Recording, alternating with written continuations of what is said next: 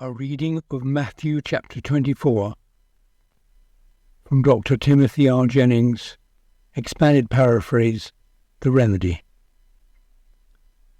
Verses 1 to 8. The beginning of labor pains. Verse 1. As Jesus was walking away from the temple, his disciples caught up to him and pointed with great admiration toward the beauty and majesty of the temple. Jesus said to them, "Do you see this entire temple complex? I tell you now, not one stone will remain upon another. The entire complex will be turned to rubble."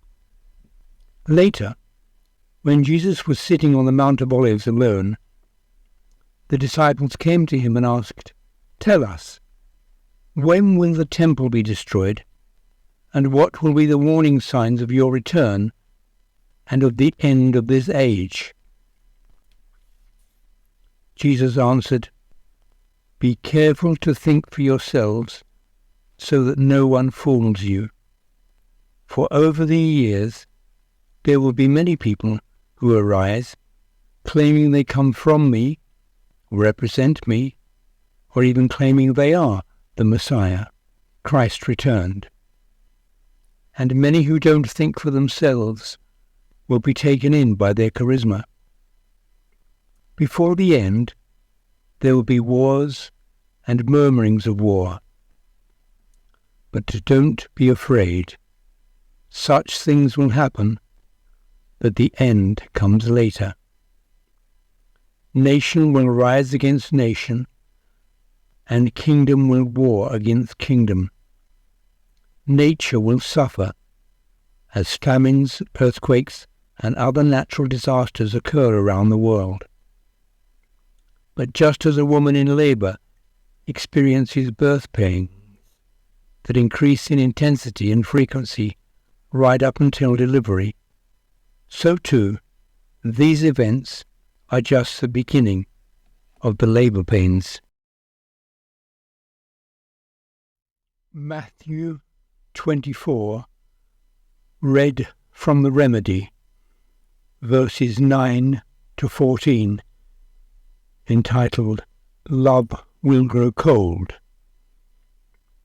You will be abused, rejected, tortured, and executed, and you will be hated throughout the world because of me. During the time of persecution, many will lose heart and reject me and my methods, and even betray and hate each other and their family and friends.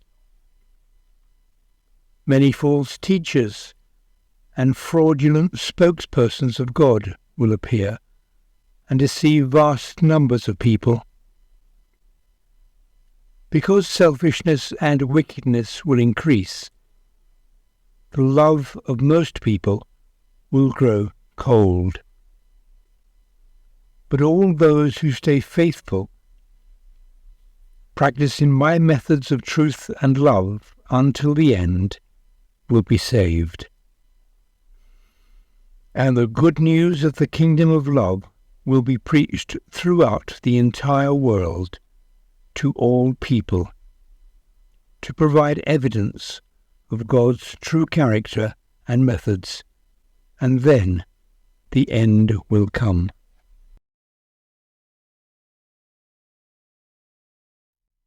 Matthew chapter 24, verses 15 to 22, read from The Remedy, entitled, Abomination of Desolation. 15. So when you see the abomination that causes desolation, spoken of by Daniel, occupying the holy place, understand. Those who are in Judea should flee to the mountains. Don't waste time trying to gather your things, but leave immediately. If you're outside, flee. Don't even go inside for a coat. It will be a horrible time, especially for pregnant women and nursing mothers. Pray that you will not have to flee in the winter or on the Sabbath, for that time of trouble will be the worst the world has ever seen or will ever see. If God didn't intervene to stop it, no one would live through it. But for the sake of those who have partaken of the remedy, God will shorten those troubled times. Matthew chapter 24, verses 23 to 28, read from the Remedy, entitled False Messiahs.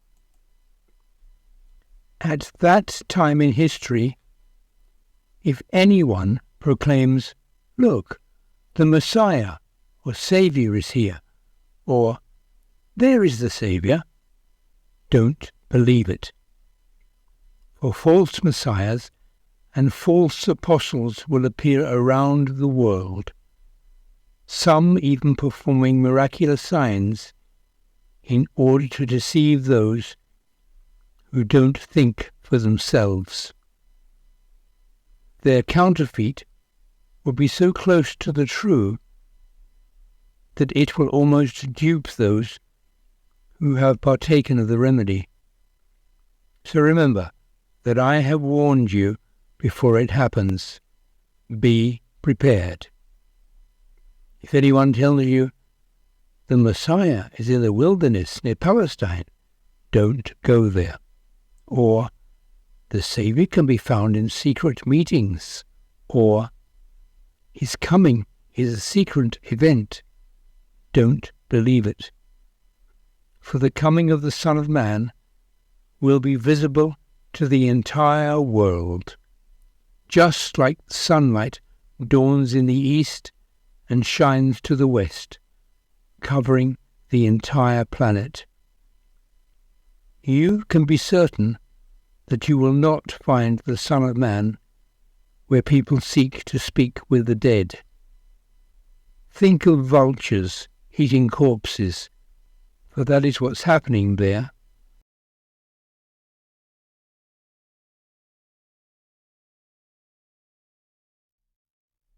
Matthew chapter 24, verse 29, read from the Remedy, entitled Sun, Moon, and Star Prophecy. As soon as those days of trouble are over, light from the sun and moon will no longer be seen as evidence of God's creatorship, but their light will be darkened by evolutionism. The stars in heaven will be disregarded as evidence of the Creator, and the power of heaven will be shaken out of the land, out of the hearts of the people. Dr. Jennings adds a note. This rendering is clearly interpretive, intended to cause the reader to think. Which sign will be more helpful to God's people on earth? A single day on which, in one small section of the globe, the sun and moon darken, and some years later there is a meteor shower, as some Christian groups suggest, or a global change in the minds of people, in which God's celestial beacons, marking his creatorship, are cast aside? But for those preferring a more traditional reading, this is an alternative rendering. As soon as those events are over, the sun and moon will not give their normal light. Stars will fall from the sky, and the power of heaven will be shaken. Matthew chapter 24, verses 30 to 36, read from the Remedy. The return of Christ. At that time, the Son of Man will appear in the sky.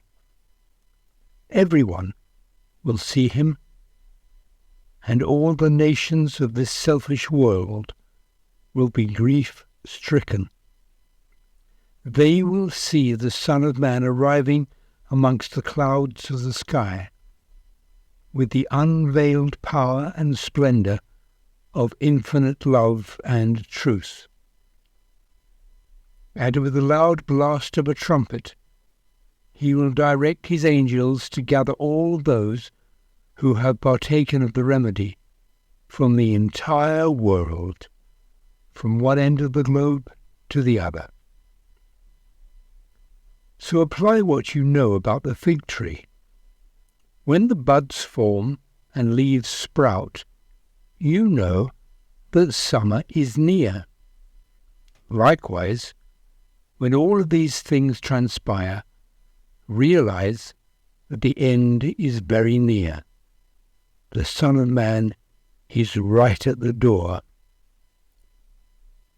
I tell you the truth, this sinful race will not pass away until all these things happen.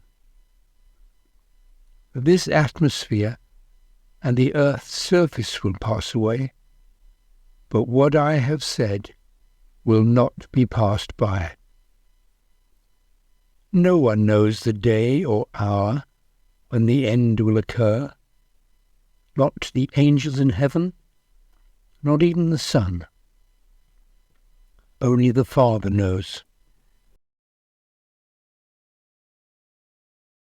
Matthew 24, verses 37 to 41, read from the Remedy, entitled, As in the Time of Noah. 37. When the Son of Man returns, the condition on earth will be similar to that at the time of Noah. When the world was about to be destroyed by flood, people ignored all the warning signs. They were caught up in their routines, working to put food and drink on the table, marrying and planning for their family's future, right up until Noah entered the ark and the door was shut. They were so focused on themselves and their routines that they were unaware of what was about to happen, until the flood came and swept them all away. That is how people will be when the Son of Man returns. There will be two men working at their job. One will have taken the remedy and be ready to go to heaven. The other won't. Likewise, there will be women who work together. Some will have taken the remedy and be ready to go to heaven, while others will not. And finally, Matthew chapter 24, verses 42 to 51, read from the Remedy, under the heading, Stay Vigilant. Verse 42, Therefore, stay vigilant. Don't become complacent, because you do not know the day your Lord will return. You do understand that if a homeowner knew when a thief was going to break into their home, they would be ready and not caught unaware. So, you too must keep alert, stay aware, and be ready, because the Son of Man will return at a time when he is least expected. Who then is qualified to share the remedy and nurture the master's staff? Whom will the master trust with this duty? An aide who understands the situation, loves the master, and faithfully carries out their responsibilities. It will be the most awesome experience for that aide when the master returns to find them reliably doing so. Truly, that aide will be trusted with all of their master's possessions. But what if one of the master's aides is self-centered and says to themselves, "The master has been gone a long time. Who knows when he will return?" And rather than nurturing the staff, they berate, abuse, and mislead them, and then go and use the master's resources to party with gluttons and drunkards. That aide will be totally surprised, caught completely unaware, on the day their master returns. The master will let that wicked aide go, their relationship shredded. That aide will be outcast with all the other counterfeits and frauds who have peddled false remedies. For them, there is only pain, suffering, and death.